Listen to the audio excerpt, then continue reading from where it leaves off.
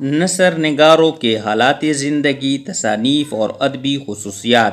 شاہد احمد دہلوی حالات زندگی۔ شاہد احمد دہلوی مولوی نذیر احمد کے پوتے اور مولوی بشیر الدین کے بیٹے تھے۔ انہوں نے ابتدائی حیدرآباد سے تعلیم حاصل کی۔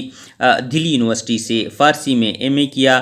تعلیم مکمل کرنے کے بعد ماہنامہ رسالہ ساکی جاری کیا۔ قیام پاکستان کے بعد کراچی چلے آئے۔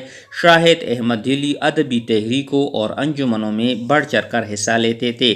تصانیف: دہلی کی ببتا، کانجینا گوہر، سرگزشت عروس، آندھی گلی، دھان کا کھیت، پاکستانی موسیقی۔ خصوصیات نثر: شاہد احمد دہلوی ایک عظیم علم آدمی تھے۔ انہیں دلی کی ٹکسالی زبان پر مکمل عبور حاصل تھا۔ دراصل وہ نذیر احمد اور بشیر الدین کی روایت کے امین رہے۔ ان کے بعض مقالات نے دلی مرحوم کو زندہ جاوید کر دیا۔ زبان میں روانی اور لہجے میں مٹاس ہے۔ اس کی طرز تحریر میں ایسی کشش ہے کہ قاری شروع سے لے کر آخری دم تک اس کی تحریر پڑھتا رہے۔